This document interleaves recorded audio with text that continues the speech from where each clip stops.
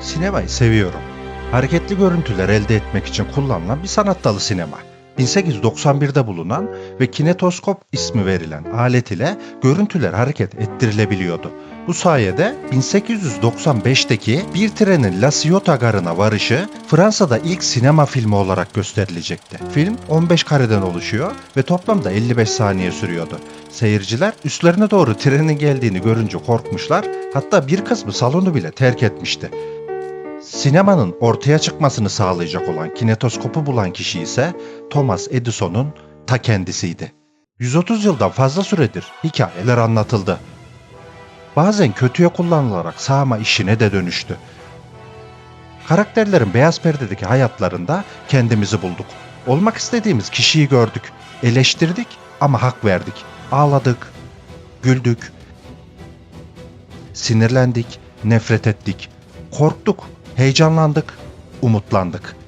Tekrar tekrar izleyip her defasında tekrar şaşırdık. Bazen ise hiçbir şey anlamamanın tadına baktık. Hayatımızdaki birçok şeyin yansımasıydı aslında. Birçoğumuz için sadece kontrolümüzde belli hareketleri yapabilen oyun karakterlerini kanlı canlı görmek, konuşmalarını duymak ve duygular olduğunu görmek enteresan ve güzel bir deneyim. Onların yapabileceklerinin sınırlarının olmadığını görmek, bu filmleri duygusal olarak kafamızda daha da yukarılara koymamıza sebep olmuştu. O yüzden de filmlerdeki göze batacak veya batması gereken durumları beynimiz görmezden gelmişti. Ancak çoğu kişi için oyun filmleri deyince hafızalarda çok da güzel anlar canlanmıyor aslında. Film yapımcıları oyunun isminden ve şöhretinden yararlanmak için bu işlere giriştikleri için ister istemez senaryo tembelliği ve görsel olarak ucuza kaçma durumlarıyla karşı karşıya kaldık. Kötü örnekler bir tık daha fazla olsa da her konuda olduğu gibi bu konuda da iyi örnekler yok değil. Oyunları seviyorum, filmleri de seviyorum. Peki sevdiğim ikisi bir araya gelirse? Tesisatçı Kardeşler'deki Mario ve Luigi gibi ilk oyun filmlerinden birisiyle başlıyoruz ve aynı zamanda en kötüsüyle. Sanırım bir komedi filmi olarak da değerlendirmek gerekebilir ya da filmin tamamının bir komedi olduğu da. Ancak yazarlar evreni hiç anlamamışlar bence ya da önemsememişler. Bir B filmi olarak kötülüğünün bir cazibesi olduğu bir gerçek, ancak o her neyse ben onu çok göremedim izlediğimde. Nintendo'nun da boşluğuna gelmiş galiba. Nasıl izin vermişler böyle bir projeye hiçbir zaman anlamadım. Öğrendiğimiz akılda kalır tek bilgi Mario'nun soy isminin de Mario olduğu. Hatta Luigi'nin de. Gereksiz bilgiler de bugün. Filmin kendisi gibi. Sahibi olduğu güçlü antik bir Çin tılsımının diğer yarısına sahip olan Koga Shuko'nun kötü emellerine karşı kırmızı ve mavinin ortak mücadelesini anlatan film. Kötümüzün kötü emelleri ise hiç orijinal değil. Dünyaya hükmetmek. Ancak kötü karakter oynayan kişi Terminator 2, Kıyamet Günü filminde civadan oluşan robot T-1000'i de canlandıran Robert Patrick. Mark Dacascos ise Billy ve Jimmy kardeşlerden Jimmy'yi canlandırıyor. Özellikle kötü karakterleri ünlü oyuncular oynatalım da insanları sinemaya çekelim fikri de birçok oyun filminin kaderi gibi sanki. Ancak bu kader bir süre daha devam edecek. Jean-Claude Van Damme, Raul Julia, Kylie Minogue, müziklerinde mi parmağı var dedim ama ciddi oynamış. Kemi karakteri olarak sadece oynamış. Elindeki kaynak materyal bu kadar değerlendirilebilir iken ortaya çıkan iş meh seviyesinde. Sağlık sorunları nedeniyle filmin vizyona girmesinden 2 ay önce vefat eden Porto Rikolu oyuncu Raul Julia'nın Mr. Bison rolündeki oyunculuğu ise bugün bile hatırlanır bir noktada.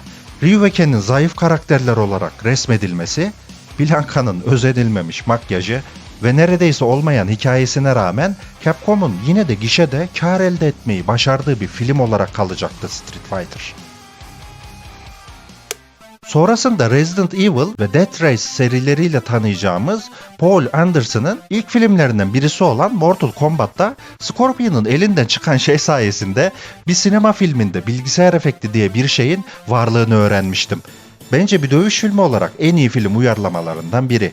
Film, oyunun evrenine oldukça bağlı ve onu olabildiğince güzel şekilde kullanmış. Karakterleri de ellerinden geldiği kadar aslına sadık şekilde yansıtmaya çalışmışlar. Highlander filmlerinden tanıdığımız Christopher Lambert'ı bu filmde Raiden rolüyle izliyoruz. Dövüş koreografilerinin ise üzerine titizlikle çalışılmış olduğu belli. Hani aslında içten içe çok iyi olmadığını bildiğiniz ama ara ara açıp izlediğiniz filmler vardır ya, bu onlardan birisi işte. Bu gibi yaş almış filmlerde karakterlerin hareketleri, kullanılan kostümler ve bulunan ortamlar çok daha organik ve dolayısıyla çok daha gerçekçi şekilde bizlere aktarılabiliyordu.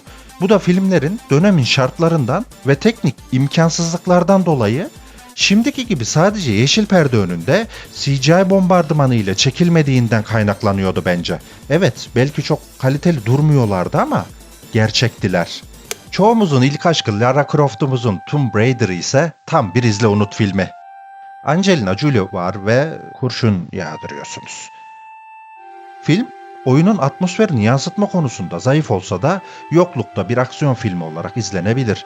İkinci film ne zaman aklıma gelse, aklımda beliren tek sahne ise istisnasız şu.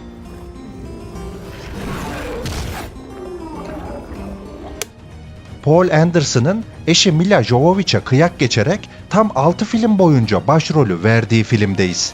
Karakterler filmde sadece isim olarak varlar. Geriye pek bir şeyleri kalmamış. Oyun evreni tamamen bir kenara bırakılmış ve Alice isimli bir karakter uydurularak o dönemin zombi temalı filmleri kıvamında bir film çekilmiş. Serinin ilk filmi tahmin edilebileceği üzere en iyi filmi. Bir zombi filmi olarak işte seviyesinde olsa da bir Resident Evil oyunu uyarlaması olarak konuşmanın bile gerek olmadığı bir film. Aksiyon arıyorsanız evet var ama daha fazlasını beklemeyin. Dwayne Johnson'ın henüz piyasadaki tüm aksiyon filmlerinde oynamadığı zamanlar The Boys'dan tanıdığımız Karl Urban ile. Aslında sadık bir uyarlama olduğunu söylemek zor. Kullanılan mekanlar ve yaratık tasarımları Doom oyunlarından ilham alınarak yaratılmış ve oyundakileri oldukça andırıyorlar. Hikayenin dozu ise fazlasıyla aksiyona kaçıyor. 2004'te yayınlanan Doom'un 3. oyunu serinin diğer oyunlarına nazaran korku ve gerilimin ağır bastığı bir oyun olmuştu. Filmi izlerkenki beklentim de bu yöndeydi. Filmin benim için en dikkat çekici tarafı ise kamerayı karakterin gözünden görerek ilerlediğimiz sekanslar. Belki teknik olarak sırıtan yanları vardı ama orijinal ve yaratıcıydı. Oyunların havasını da çok güzel şekilde yansıtıyordu. Doom fazla beklentiye girmeden özellikle oyunlarıyla haşır neşir olduysanız beğenebileceğiniz bir film. Hikaye sağlam olunca ve uyarlamada oyuna sadık kalınınca güzel işler çıkabileceğinin kanıtıdır bu film. Christoph Gans uzun seneler gönlünde olan bu projeyi hayata geçirebilmek için Konami'ye çok dil dökmüş ancak tam 5 yıl sonra onay alabilmiş. Bunu da olabildiğince tutkulu bir biçimde yapmış. Bence sadece oyundan uyarlanmış filmlerin en iyisi olmakla kalmıyor. Güzel korku filmleri listesinde de gayet yerini alabilecek bir film oluyor. Film Sessiz Tepe'ye hepimizi davet ediyor. Özellikle amansız bir korku filmi izleyicisiyseniz ve bu filmi ıskaladıysanız şiddetle öneriyorum. Orijinal hikayesi, tatmin edici sürükleyiciliği, gizem unsurunu ayakta tutması ve muhteşem finaliyle tam bir görsel şölen.